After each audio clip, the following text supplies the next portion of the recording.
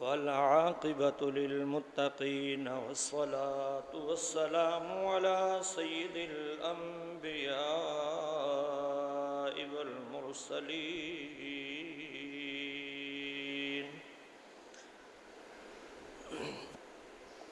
أما بعد فأعوذ بالله من الشيطان الرجيم. بسم الله الرحمن الرحيم.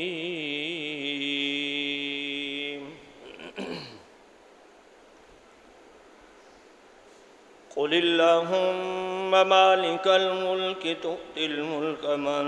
تشاء وتنزع الملك ممن تشاء وتعز من تشاء وتذل من تشاء بيدك الخير.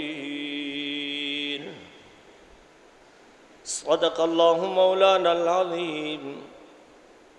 وبلغنا رسوله النبي الكريم الأمين، ونحن على ذلك لمن الشاهدين والشاكرين، والحمد لله رب العالمين.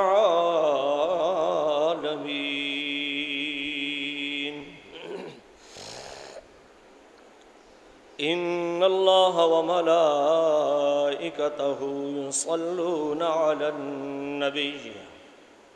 يا أيها الذين آمنوا صلوا عليه وسلموا تسليما. اللهم صل على محمد وعلى آل محمد وبارك وسلم. حمد و ثنا کے بعد اللہ رب العزت جل وعلا کی بارگاہ بکسبرا کے اندر دعا اور التجا ہے. جو آیت مقدسہ تلاوت کرنے کا شرف حاصل کیا ہے، رب ذوالجلال مجھے اس کا صحیح مفہوم بیان کرنے کی توفیق عطا فرمائے، اور بعد ازاں سننے کے مجھے اور آپ سب کو اس پر عمل پیرا ہونے کی توفیق عطا فرمائے. سامعین عظیم وقار، آج کے اس پرفتن دور کے اندر ہر شخص یہ چاہتا ہے کہ اس کو ہر جگہ سے عزت ملے، زمانے کے اندر اس کی عزت ہو. طلب اور جستجو تو ہر شخص کے اندر پائی جا رہی ہے، مگر اس طرف کسی کی توجہ نہیں جا رہی، کسی کا خیال نہیں جا رہا کہ آخر یہ عزت ملتی کہاں سے ہے اور یہ عزت کہتے کسے ہے، اور وہ کون سی عزت ہے کہ جو حضور اکرم صلی اللہ علیہ وسلم کے غلاموں کو چاہیے اور اس کے لیے باعث وقار اور باعث افتخار ہو. اور پھر ایسی عزت ملتی کہاں سے ہے؟ وہ کون سا دربار ہے، وہ کون سا بازار ہے، وہ کون سی ایسی دکان ہے کہ جہاں سے عزتوں کے تاج ملتے ہیں؟ تو سب سے پہلے بندہ مومن کا یہ عقیدہ ہونا چاہیے، یہ ہمیشہ یہ نظریہ ہونا چاہیے کہ اللہ رب العزت جل وعلا کا یہ وعدہ ہے، وہی اپنے بندوں کو عزت عطا فرماتا ہے. وہ ذروں کو آفتاب بنا دیتا ہے، کانٹوں کو گلاب بنا دیتا ہے، ادنا کو اعلیٰ بنا دیتا ہے، اور غلاموں کو امانت کے تاج عطا فرما دیتا ہے. اس لیے بندہ مومن کو اگر عزت مانگنی ہو تو صرف رب کی بارگاہ سے عزت مانگے. علماء کرام نے اس عزت کے لفظ کے بہت سارے معنی بیان کیے ہیں کہ عزت کا ایک معنی ہے قوت، عزت کا ایک معنی ہے پاور، شدت اور پاور، عزت کا ایک معنی ہے غلبہ۔ یہ تینوں معنی عزت کے مفہوم کے اندر، یہ تینوں معنی موجود ہیں کہ جس کی عزت ہوگی اس کی قوت ہوگی، طاقت ہوگی اس کے پاس، اور جس کی عزت ہوگی اس کے اندر پاور ہوگی، شدت بھی ہوگی اس کے اندر، اور جس کی عزت ہوگی اس کا غلبہ بھی ہوگا۔ اور امام راغب اصفہانی رحمۃ اللہ تعالی علیہ آپ فرماتے ہیں کہ عزت اس حالت کو کہا جاتا ہے کہ جو حالت بندہ مومن کو کہیں کسی کے آگے جھکنے نہ دے، بندہ مومن کو مغلوب نہ ہونے دے، اسے کہا جاتا ہے عزت۔ اور ان تینوں معنی کا جو پریکٹیکل اس کی جو مثال ہے، جو ابھی ماضی قریب میں ہی اسی رمضان کے مہینے کے اندر لوگوں نے دیکھی کہ وہ عاشقان رسول جو خالصتاً حضور اکرم صلی اللہ علیہ وسلم کی ناموس کے لیے نکلے تھے، بظاہر دنیاوی طاقت اور کرسی اور عہدے کے گھمنڈ میں مبتلا، حکومت وقت نے اپنی پوری مشینری لگائی، پوری طاقت لگا دی، شیل بھی برسائی، لاٹھی بھی برسائی، اور تیزاب بھی پھینکا، گولیاں بھی چلائیں، مگر سامنے والوں کو شکست نہیں دے سکے، اس لیے کہ سامنے والوں کی اپنی کوئی طاقت نہیں تھی، ان کے پاس کوئی پاور نہیں تھی، ان کا کوئی غلبہ نہیں تھا۔ اگر ان کے پاس طاقت آئی ہے، پاور آئی ہے اور غلبہ ہوا ہے ان کا، تو وہ صرف اور صرف اس وجہ سے کہ وہ دین اسلام کا علم تھامے ہوئے تھے۔ جیسے امیر المجاہدین قائد ملت اسلامیہ حضرت علامہ شیخ الحدیث خادم حسین رضوی صاحب رحمۃ اللہ تعالی علیہ آپ فرماتے تھے کہ اگر آپ اسلام کے دامن کے ساتھ وابستہ ہو جائے، اسلام پھر کسی دی کانڈ نہیں لگن دینا، اسلام کسی دا ادھار بھی نہیں رکھتا۔ کہ دنیا نے دیکھا کہ بالآخر حکومت وقت مجبور ہو گئی، گھٹنے ٹیکنے پر مجبور ہو گئی کہ جو بات پچھلے کئی ماہ سے ٹال مٹول کا شکار کر رہی تھی،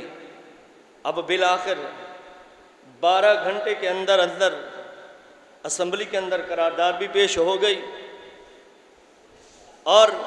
یہ ہونی تھی اس لیے کہ اسلام کی پاور تھی،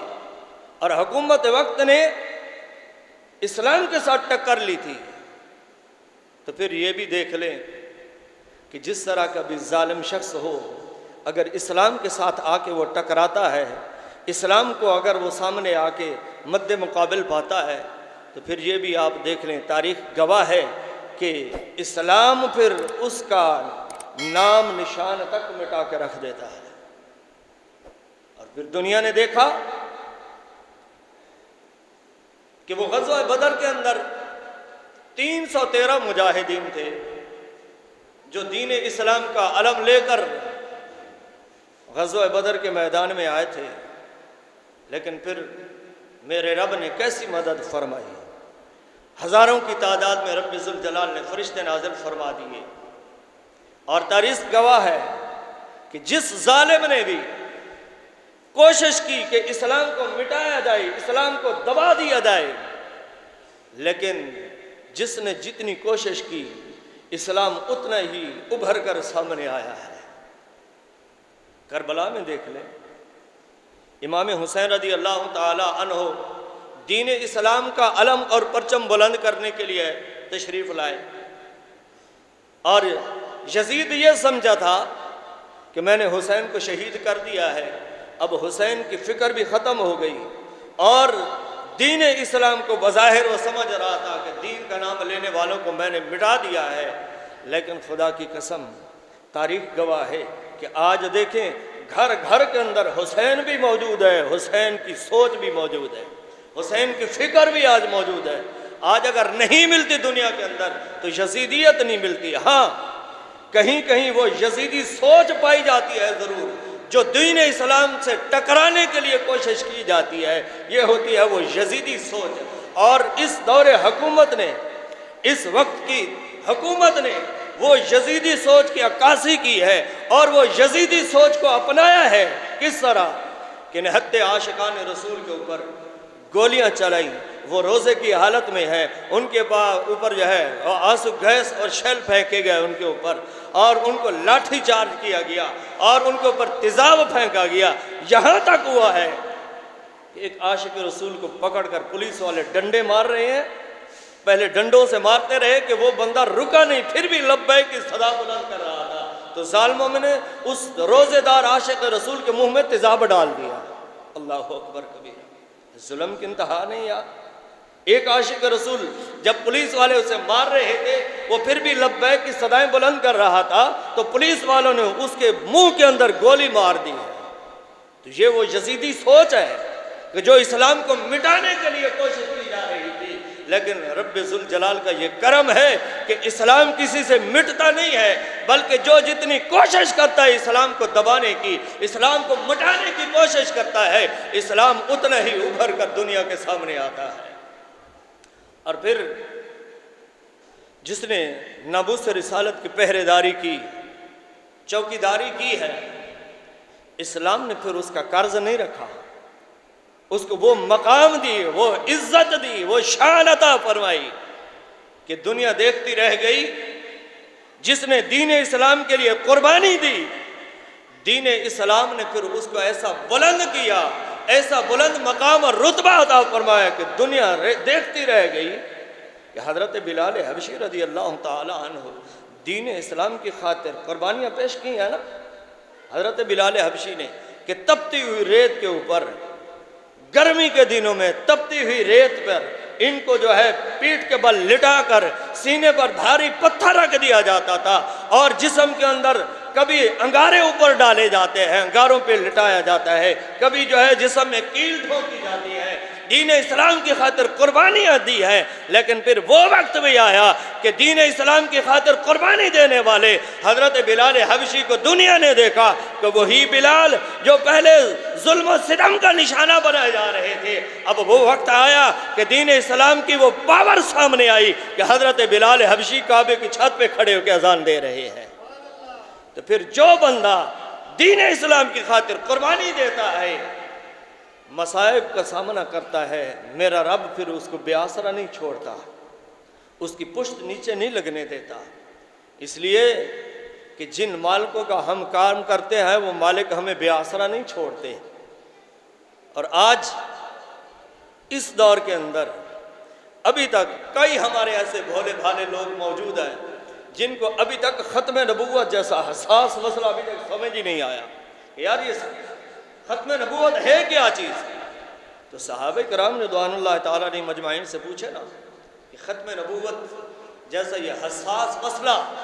جب آپ کے دور میں اگر پیش آیا تو پھر آپ نے کیسی قربانیاں دی اس کی خاطر۔ حضرت سعد بن ابی وقاص رضی اللہ تعالیٰ عنہ صحابی رسول ہے، آپ نے کلمہ پڑھ لیا، مسلمان ہو گئے۔ والدہ کہتی ہے سعد واپس آ جاؤ ورنہ میں مر جاؤں گی تیرے بغیر، نبی کو چھوڑ دو، دین کو چھوڑ دو، جس نبی کی تو چوکیداری کرتا رہتا ہے ہر وقت اس کو چھوڑ دے ورنہ میں مر جاؤں گی۔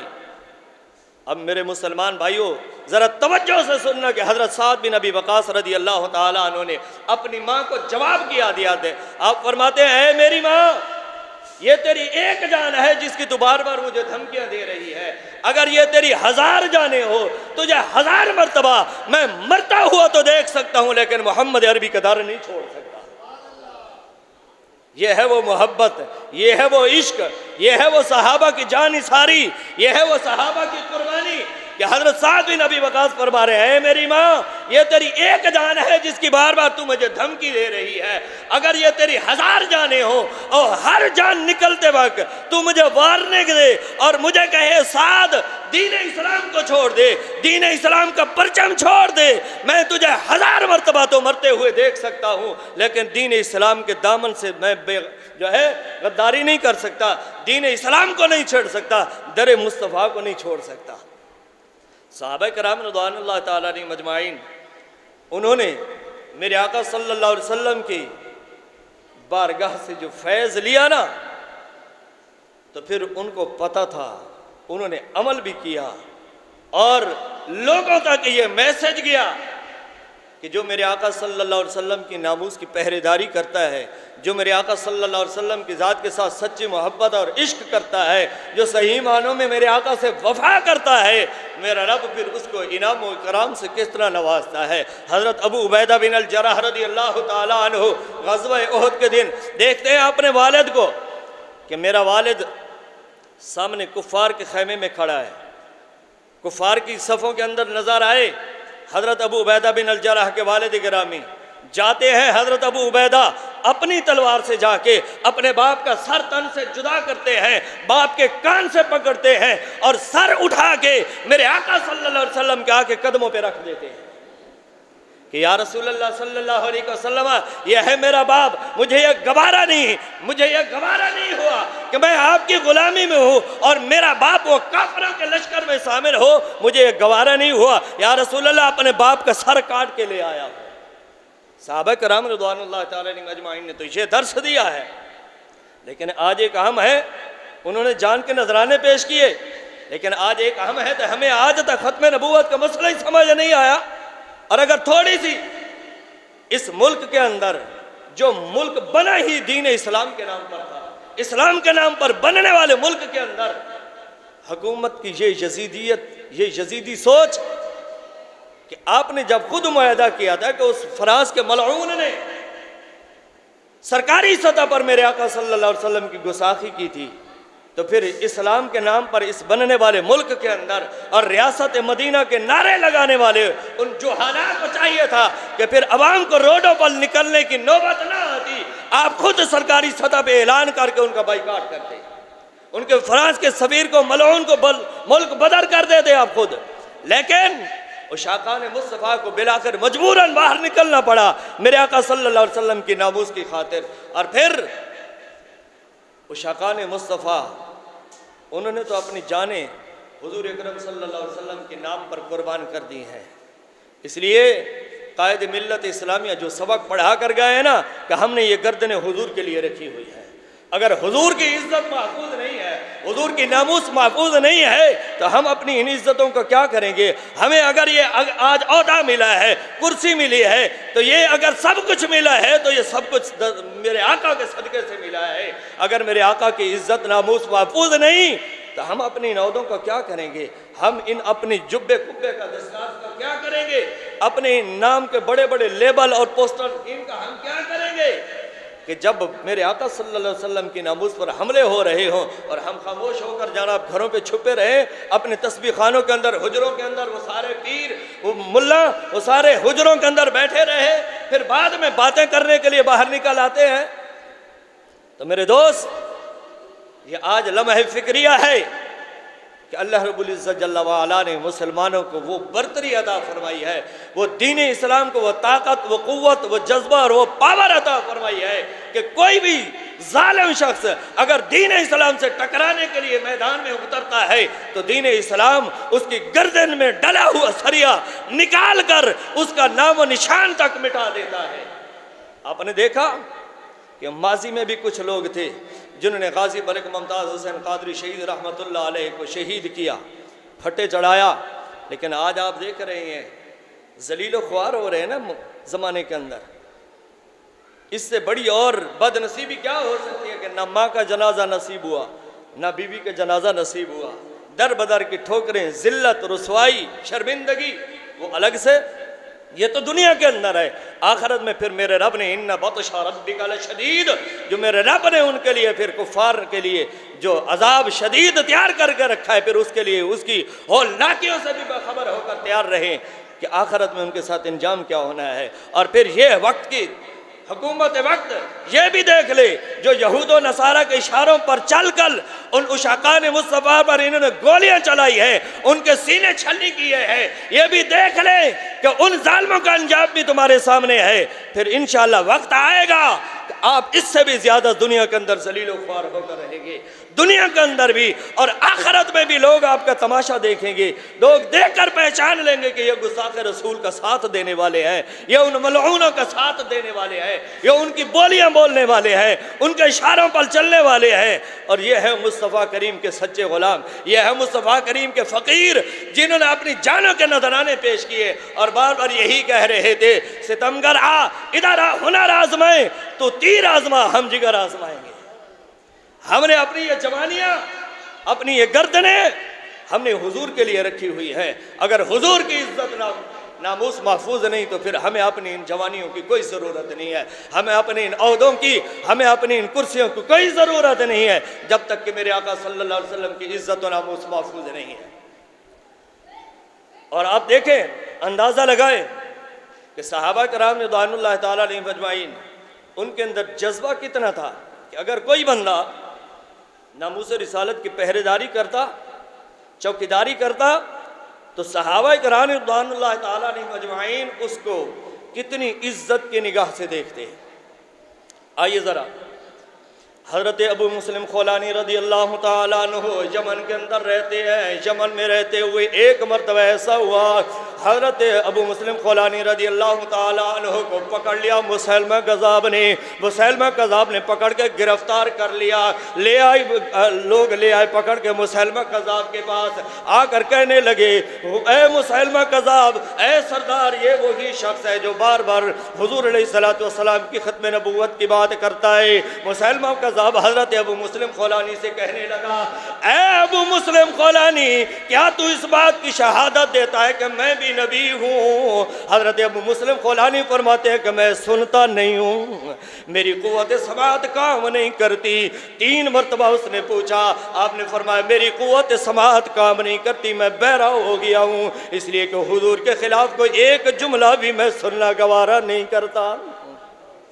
حضرت ابو مسلم خولانی نے جب 3 مرتبہ یہ جواب دیا، وہ ظالم مسیلمہ کذاب غصے سے لال پیلا ہو گیا، آگ کا ایک بہت بڑا جناب اس نے ایک چکھا جلایا، آگ جلائی، حضرت ابو مسلم کو پکڑ کے آگ میں ڈال دیا گیا۔ حضرت ابو مسلم خولانی آگ میں جاتے ہیں، لوگ دیکھنے والے منظر دیکھ کے حیران ہو گئے۔ حضرت ابو مسلم خولانی رضی اللہ تعالیٰ عنہ تھوڑی دیر کے بعد آگ کے اندر سے، آگ کے شعلے آسمان سے باتیں کر رہے ہیں، پوری آب و تاب سے آگ جو ہے بھڑک رہی ہے، لیکن حضرت ابو مسلم خولانی کا ایک بال بھی نہیں جلا سکی۔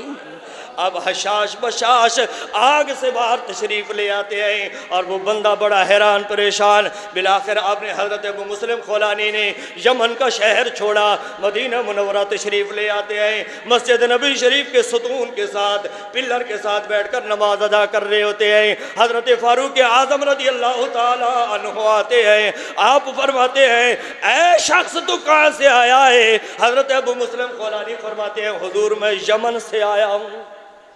میں یمن سے آیا ہوں۔ سیدنا فاروق اعظم فرماتے ہیں کیا تو جانتا ہے اس شخص کو کہ جس کے بارے میں یہ مشہور ہے کہ اس کے ساتھ بھی وہی معاملہ پیش آیا جو حضرت ابراہیم کے ساتھ پیش آیا تھا، کہ حضرت ابراہیم خلیل اللہ علیہ السلام کو جب آگ میں ڈالا گیا تھا، اللہ رب العزت جل وعلا نے آگ کو گلزار بنا دیا تھا۔ اے شخص تو کیا اس یمن کے اس شہری کو جانتا ہے کہ جس کے ساتھ وہی معاملہ پیش آیا جو حضرت ابراہیم کے ساتھ پیش آیا تھا؟ حضرت ابو مسلم خولانی فرماتے ہیں جی حضور وہ میں ہوں، یہ حضور وہ میں ہوں، میرے ساتھ یہ معاملہ پیش آیا تھا۔ فاروق اعظم رضی اللہ تعالیٰ عنہ کھڑے ہو جاتے ہیں، استقبال کرتے ہیں، گلے سے لگاتے ہیں، ہاتھوں کو بوسہ دیتے ہیں، پکڑ کر سیدنا صدیق اکبر امیر المومنین ہیں، خلیفہ وقت ہیں، ان کے دربار میں لے جاتے ہیں اور جا کر بتاتے ہیں حضور یا امیر المومنین، یہ وہی شخص ہے کہ جس کے ساتھ وہی معاملہ پیش آیا ہے جو حضرت ابراہیم کے ساتھ پیش آیا تھا۔ سیدنا صدیق اکبر رضی اللہ تعالی عنہ نے کھڑے ہو کر حضور کے غلام کا استقبال کیا اور پھر اپنے مسند پہ ساتھ بٹھایا۔ ایک طرف صدیق اکبر بیٹھتے ہیں، ایک طرف فاروق اعظم بیٹھتے ہیں، اور پھر صدیق اکبر عرض کرتے ہیں اے حضور کی ناموس کی پہرے داری کرنے والے نوجوان، اب تو ہمارے لیے دعا کر دے، تو ہمارے لیے دعا کر دی۔ وہ کہنے لگے حضرت ابو مسلم خولانی، اے اللہ کے بندے، اے امیر المومنین، آپ تو صحابی رسول ہیں، آپ نے میرے آقا کا دور پایا، میرے آقا کی خدمت کی ہے اور وہاں سے فیض یافتہ ہے۔ فاروق اعظم بھی میرے آقا کے غلام ہیں، صحابی رسول ہیں، آپ دونوں میں سے کوئی دعا کرے۔ صدیق اکبر فرماتے ہیں کہ اے مسلم خولانی، اس لیے کہ تم میرے محبوب کی ناموس کی پہرے داری کر کے آیا ہے، پھر جو میرے محبوب کی ناموس کی پہرے داری کرتا ہے پھر رب کی بارگاہ سے جو دعا مانگتا ہے میرا رب فوراً قبول فرما لیتا ہے۔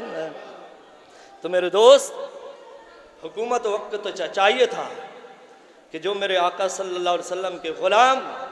حضور کی ناموس کی خاطر اپنی جانوں کے نذرانے پیش کرنے کے لیے میدان میں آئے ہوئے تھے، حکومت وقت تو چاہیے تھا کہ ان کے ساتھ بیٹھ کے پہلے یہی مذاکرات کیے جاتے، ان کے اوپر گولیاں نہ چلائی جاتی، ان کے اوپر شیل نہ پھینکے جاتے۔ تو میرے دوست، جنہوں نے پھر دین اسلام کے ساتھ ٹکر لی، تاریخ گواہ ہے کہ پھر دین اسلام اس کا نام و نشان تک مٹا دیتا ہے۔ چاہے کہ جتنا ہی بڑا ظالم جابر کیوں نہ ہو، وہ ابرا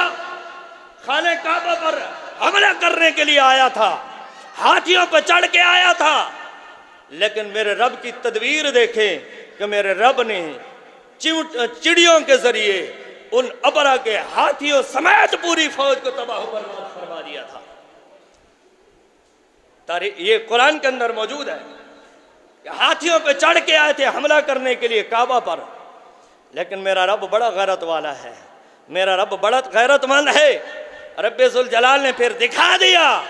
کہ تو ہاتھیوں کے اور اپنی طاقت کے نشے پر گھمنڈ کر رہا ہے، تجھے غرور اور تکبر اپنے اس جو ہے کرسی کے لالچ میں ہے، اور اس کرسی کے بل بوتے پر تو سب کچھ کر رہا ہے، لیکن ہماری طاقت کے سامنے تیری طاقت کا کوئی سرا نہیں ہے۔ تو پھر رب ذوالجلال نے بظاہر چھوٹے چھوٹے پرندے ابابیل، چڑیاں چھوٹی چھوٹی، چونچ میں چھوٹا چھوٹا موتی کی طرح پتھر لیے اور آسمان کی بلندیوں میں جا کر وہی پتھر چھوڑے نیچے۔ تو رب ذوالجلال نے، قرآن میں موجود ہے، رب ذوالجلال نے چیوٹی اس چڑیا کے منہ میں آنے والے اس پتھر کے اندر ایٹم بم جیسی طاقت رکھ دی تھی کہ جب وہ چیوٹیوں نے، ان چڑیوں نے وہ پتھر پھینکے تو جو ہاتھیوں کے اوپر سوار بیٹھے تھے، لوہے کے لباس پہنے ہوئے تھے، ان سب کو وہ پتھر چیرتا ہوا، ہاتھی کو چیرتا ہوا کئی گز زمین کے اندر چلا گیا۔ تو پتہ چلا کہ جو طاقت کے نشے میں آ کے، طاقت کے اور کرسی اور عہدے کی لالچ میں آ کر دین اسلام سے مقابلہ کرتا ہے، تو پھر دین اسلام اس کو تباہ و برباد بھی کر دیتا ہے، نام و نشان تک مٹا دیتا ہے۔ لیکن وہ خوش نصیب جنہوں نے میرے آقا صلی اللہ علیہ وسلم کی ناموس پر اپنی جانوں کے نذرانے پیش کیے، ہم دعا گو ہیں کہ رب ذوالجلال ان تمام شہداء کے درجات کو بلند فرمائے، اور اللہ رب العزت جتنے بھی ناموس رسالت کے پہرے دار زخمی ہوئے ہیں، رب ذوالجلال ان سب کو جلد از جلد شفاء کاملہ عاجلہ عطا فرمائے، اور جتنے بھی اسیر ہیں، گرفتار ہوئے ہیں، تو رب ذوالجلال ان سب کو جلد از جلد باعزت رہائی عطا فرمائے۔ اس لیے کہ جنہوں نے میرے آقا صلی اللہ علیہ وسلم کی ناموس پر قربانی دی ہے، اپنی جانوں کے نذرانے پیش کیے ہیں، ان کے ذہن میں یہی تھا، یہی بات تھی کہ ظالموں تمہیں کیا پتا ہے کہ ہم حضور کی محبت میں یہاں آئے ہیں، ہمیں کوئی عہدہ نہیں چاہیے، کوئی کرسی نہیں چاہیے، کسی لالچ میں ہم دنیاوی لالچ میں نہیں آئے، ہم صرف اس لیے آئے ہیں کہ اگر مر کے قبر میں جائیں تو وہاں فرشتے سوال کریں تو اس سے پہلے میرے آقا خود فرما دیں فرشتوں چھوڑ دو، میرا غلام ہے، اور جو قائد ملت اسلامیہ مجدد دورہ قبلہ امیر المجاہدین فرماتے تھے کہ جب میری روح پیران خاکی سے جب میری روح نکلے تو وہاں گنبد سے آواز آئی، او میرا فقیر آیا۔ بس اتنی بات ہے، حضور سے اتنی وفا کر کے ضرور جائے کہ حضور علیہ السلام کی ذات کے ساتھ محبت، عشق اور وفا ایسی کر کے جائیں کہ حدیث مبارکہ کے اندر میرے آقا صلی اللہ علیہ وسلم کا فرمان ہے، فرمایا المرء مع من احبہ، جو جس کے ساتھ پیار کرتا ہے کل قیامت کے دن انہی کے ساتھ اٹھایا جائے گا۔ تو میرے دوست اب آپ کو سوچنا ہے، اپنے گریبان میں جھانکنا ہے، خود جھانک کے گھر پہ اپنا محاسبہ کرنا ہے کہ یار ہم ان لوگوں کے ساتھ ہیں کہ جنہوں نے عاشقوں کے اوپر حضور کے جو ہے نام لینے والوں پر گولیاں چلائی ہیں، ہم ان کی صف میں کھڑے ہیں یا ہم حضور کا نام لینے والوں کے ساتھ کھڑے ہوئے ہیں؟ یہ اب آپ کے اوپر ہے۔ آپ اپنا فکر جو ہے اپنی فکر کریں اور اپنی سوچ بنائیں کہ ہم ظالموں کے ساتھ تو کہیں نہیں کھڑے ہوئے، اگر ظالموں کے صف میں کھڑے ہو گئے، اگر اسی سوچ میں اسی فکر میں موت آ گئی تو مجھے بتائیں پھر آگے کیا بنے گا؟ اگر حضور کے غلاموں کے صف میں کھڑے ہوں گے تو یقیناً